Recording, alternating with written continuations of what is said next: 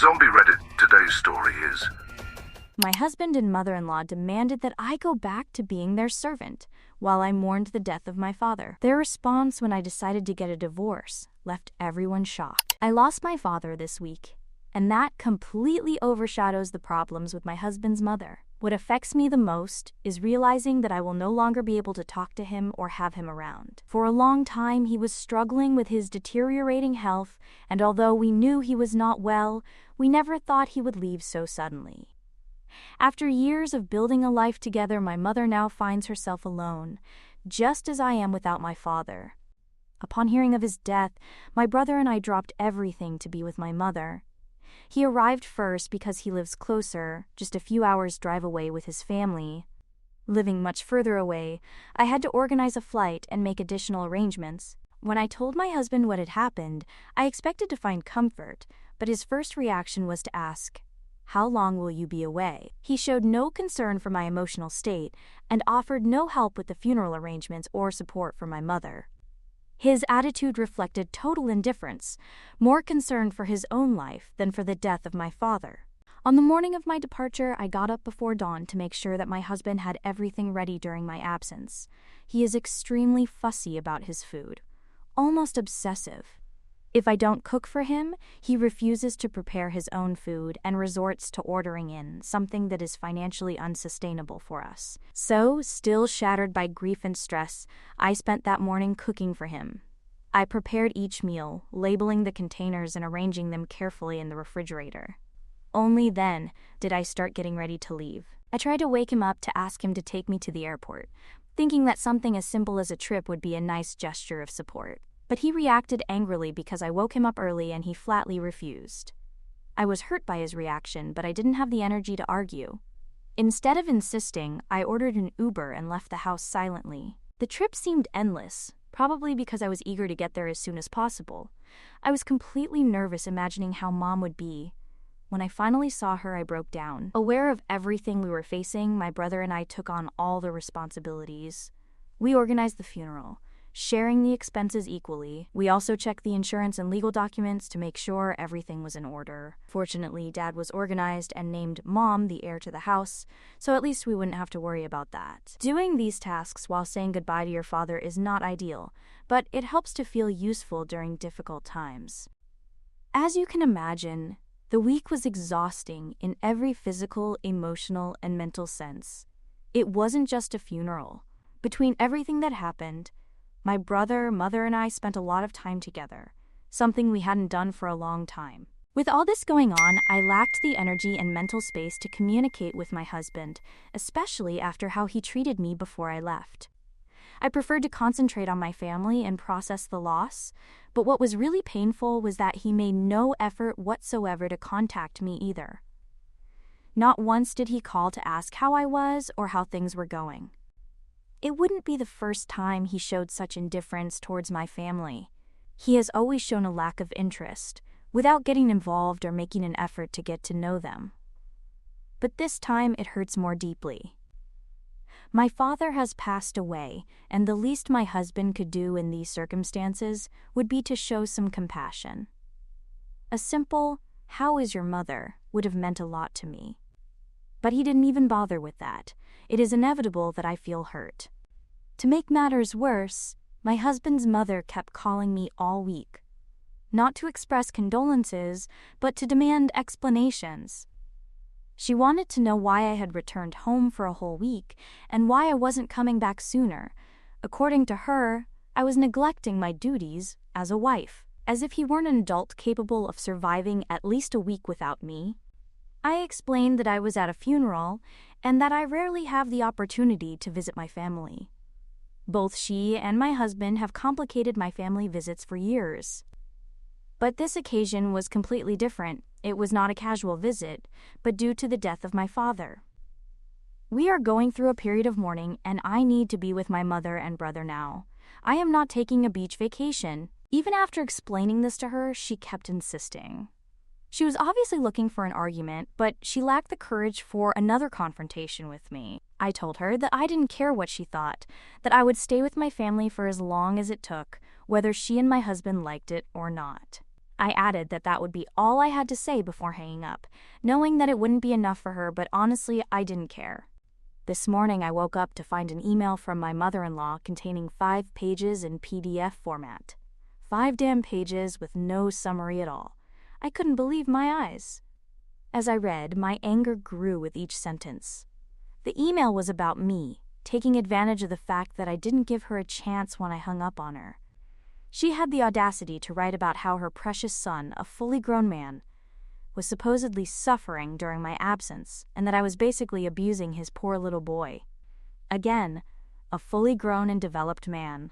She mentioned that the meals prepared before I left were neither adequate nor nutritious, demanding my immediate return to serve him hot and fresh food. She even revealed that my husband called her to clean the house because he never cleaned up after himself. She complained that she was tired of cleaning up after him, as if it were my fault. And to top it all off, she had the nerve to state outright that cooking, cleaning, and running the household were my responsibilities as his wife.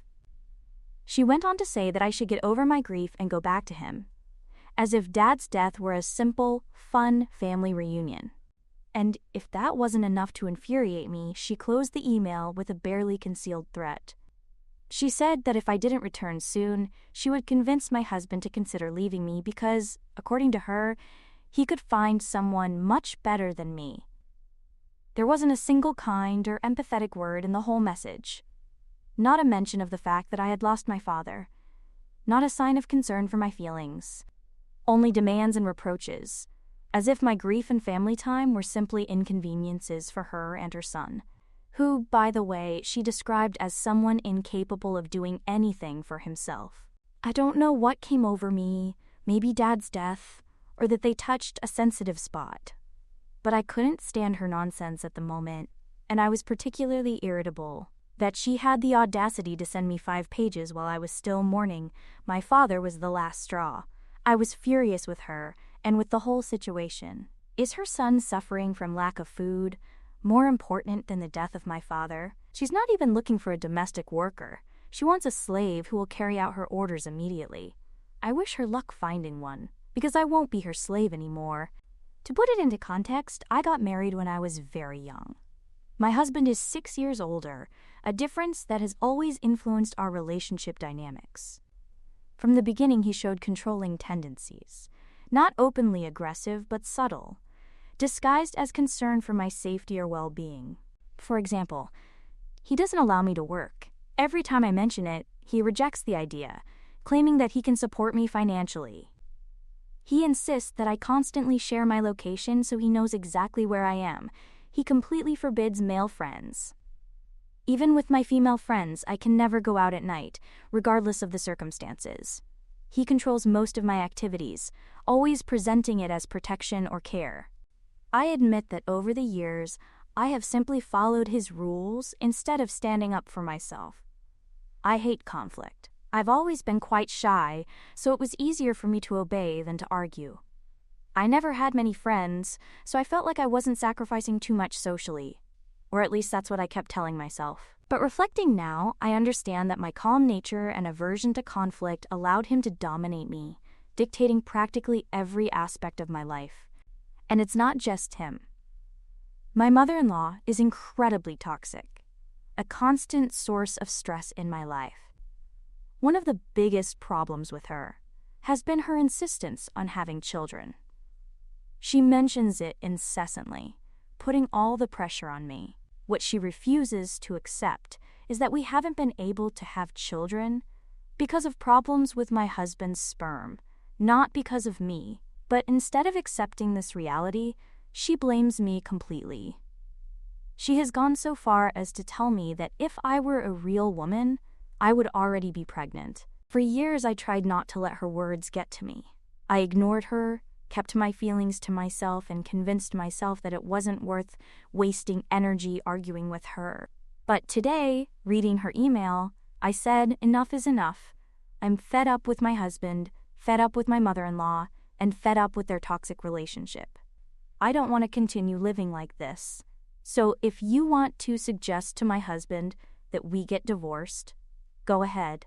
It will make the process easier for everyone because it's what we all want, including my mother-in-law, who shouldn't have any say in our relationship. I hope that afterwards my husband doesn't beg me not to leave him. I know he didn't write the email, but he has allowed his mother to interfere in our relationship for so long that now she makes decisions for him.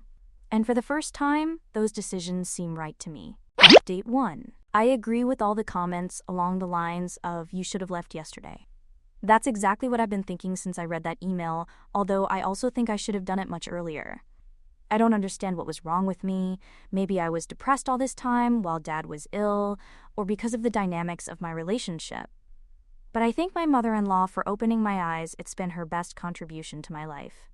Although I would like to hold my mother-in-law totally responsible, as she achieves exactly the opposite of what she is looking for with this.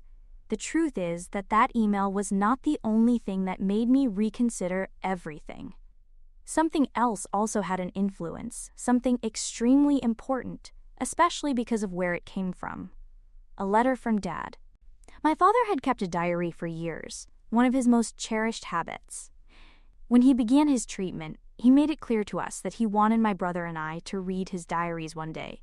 I think he saw it as a way of staying connected to us, even after he was gone. As we were organizing his belongings, my brother and I decided to start reading his diaries together. We found an entry from a few years ago that seemed specifically addressed to me. My brother felt the same.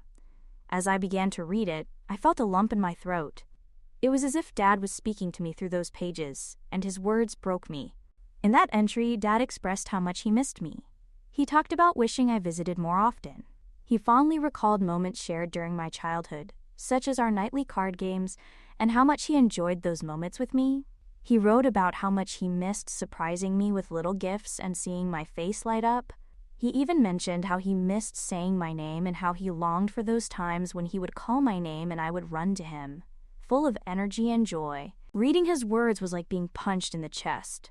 I could feel his love in every line, but also the sadness behind them. I hadn't realized how much he missed me, how much he longed for those little moments that meant everything to him. And honestly, I wasn't there as much as I should have been. Partly because my husband and mother-in-law always hindered my visits, discouraging me or making me feel guilty for wanting to return. Moreover, without my own job, I depended on him financially to visit my family. At the end of the entry, Dad wrote something that has stuck with me ever since I read it. "It seems that you have lost the light in your eyes. I hope you get it back soon." That, together with my mother-in-law's email, caused my sudden change. Perhaps it was latent in me, and this catalyzed its manifestation, like a switch turning on. In any case, Dad always noticed subtle details about me, whether I was happy, sad, or simply tired. His words seemed to want to communicate something else to me, to clearly warn me about the toxicity of my relationship and how it was draining me. Seeing how my husband and his mother have treated me, not only for years but especially this week, I can no longer deny it. Dad was right. I have lost the sparkle in my eyes. For those who ask about children, I do indeed intensely desire to be a mother. I always dreamed of having children. But as much as I long for it, I am now grateful that my husband cannot have them. I am terrified of the idea of raising a child with someone so controlling, indifferent, and selfish. Even considering adoption or surrogacy, I would not want my child to grow up with such a father or be influenced by his behavior. It wouldn't be fair to them or to me. I owe it to my future children, if I ever have them, to find them a better role model. That's why I'll grant my mother-in-law a divorce. And I wasn't wrong to write mother-in-law instead of husband, because this relationship seems more like her, while my husband seems like the son we both had. That's how sick I see the situation now. Update 2. Today I talked to my brother and mom about my plan to leave my marriage. Part of me thought they might be surprised, maybe even try to convince me to give my husband another chance, especially since I was completely convinced I loved him when we got married. But when I finally expressed my desire to end my marriage, they just exchanged glances, almost as if they had been expecting it. Then Mom looked at me and said, "I'm glad you're leaving that piece of trash that even the flies don't want. He never deserved to have you. Since you were so in love, we had to shut up and just accept it." Wow, Mom, it looks like you kept all that inside. Her reaction surprised me, but I'm glad she can express herself like that, even though she doesn't usually use that kind of language. My brother didn't say anything similar. He simply hugged me, assuring me that both he and Mom would be supporting me unconditionally, that I could ask them for anything. Mom even offered her house, suggesting that I could move in with her when I was ready. Maybe I shouldn't even go back now, as it could be harmful to me. Then, I finally decided to confront my husband and mother-in-law and tell them my decision. I organized a video call with both of them. Normally I would have spoken only with my husband, but my marriage was never exclusively with him. When they joined the call and I confirmed that they were listening to me, I said, "I want a divorce, I'm leaving." They weren't expecting anything like that. They were probably hoping I would tell them when I would land so I could continue being their servant. My husband spoke, saying only, "Are you joking?" He really thought it was some elaborate joke. "No, I'm not joking. I'm completely serious. I want to leave." Then chaos broke out. They both started shouting and talking simultaneously, trying to argue with me. They accused me of losing my mind and acting irrationally for wanting to get divorced for no reason, so to speak. I made it clear to them that this was far from lacking in reason. Their first reaction was to accuse me of being on my period, attributing my decision to hormones. Then they called me crazy for opting directly for divorce. Afterwards, they had the audacity to demand that I pack immediately in return, saying, "We'll talk when you get back." But their tone did not suggest solving problems together, but rather, "We'll talk because you're in serious trouble." Their reaction perfectly exemplifies why I want to divorce. My mother-in-law also had nonsense to share. She asked if I acted like this because of her email. She tried to justify it by saying it was simply a performance evaluation, showing me my faults and areas for improvement. It was just maternal concern, suggesting that I misinterpreted everything. And to top it all off, she had the insolence to claim that I am a terrible conflict manager and that I was not thinking clearly due to Dad's death. I replied, "Perhaps my judgment was clouded by losing my father. Such a loss can cause that. But simultaneously, I believe that deciding to get a divorce represents my most lucid thinking so far." I added that the call was not an argument, but the communication of a decision already made. They could shout all they wanted without changing my determination. Then my husband's tone changed completely. He went from being condescending to openly threatening. He warned that if I didn't reconsider, he would burn all my clothes and jewelry. I replied that if he dared to destroy or damage any of my belongings, I would take him to court and make him pay dearly. I warned him that as well as facing alimony, I would make sure he compensated me to the last cent for any damage caused. I wasn't playing around, and he knew it. For those who express concern for my safety, I consider it unnecessary to be alarmed. My brother works as a policeman. He carries his service weapon at all times, and it wouldn't be the first time he'd fired it at someone. He's agreed to fly with me to help me pack and remove all my possessions from my husband's house. He probably won't be able to take his gun with him, but I doubt he'll need it. He's so angry after the call that he could be just as likely to use his hands as his gun. With him there, my husband won't try anything. Update 3. To answer the frequently asked question, I did indeed get a divorce from my ex-husband.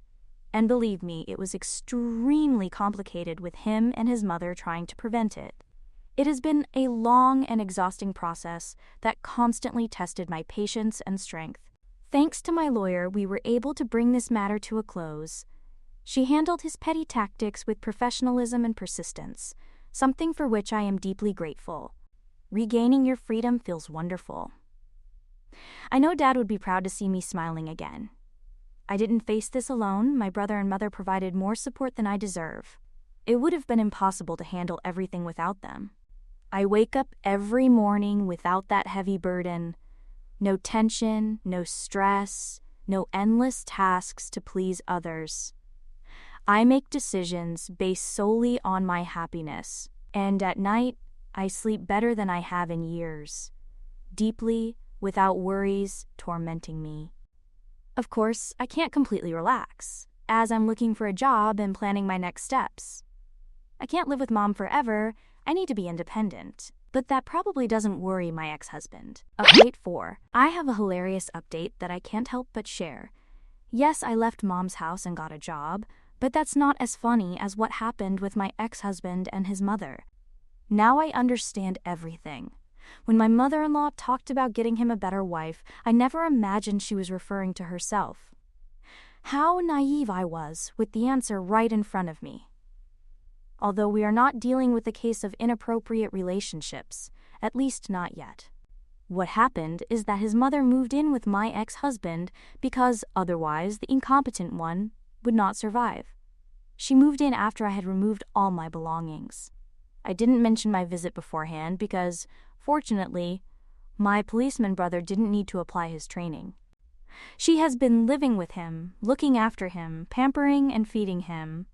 She even prepares his lunch for him to take to work every day, including notes wishing him a good day with love, Mummy. But that's not the funniest part. The funny thing was that this note made it onto social media. It immediately triggered an avalanche of memes in the comments, emojis, and everything imaginable. Some asked if his mother read him bedtime stories or left the light on for fear of monsters. It could have ended there, with simple jokes, but his mother intervened by amplifying the situation. She started by replying to comments. Someone asked if she performed other services for him, accompanied by suggestive emojis, and she replied that they should not envy not having mothers as dedicated as she was. Then someone asked if she was promoting content for a certain adult platform, and my ex-mother-in-law wrote at length, apparently 5 pages, denying any advertising campaign. Although I doubt she understood the joke, she insisted that she was simply a mother satisfying her son's basic needs. Obviously, she was referring to food, but the commenter and the 500 who reacted with humorous emojis interpreted it differently. Eventually, the post disappeared, evidently deleted by someone. Could my mother-in-law have sent a 5-page document to the administrators? Even so, the harassment persisted, forcing my ex-husband to resign because the jokes continued unabated. Even when he bought food in the cafeteria, the jokes persisted, now suggesting that his mother was giving him money for lunch. Surely there were more incidents that led to his resignation, but I only know what some of his work colleagues have shared.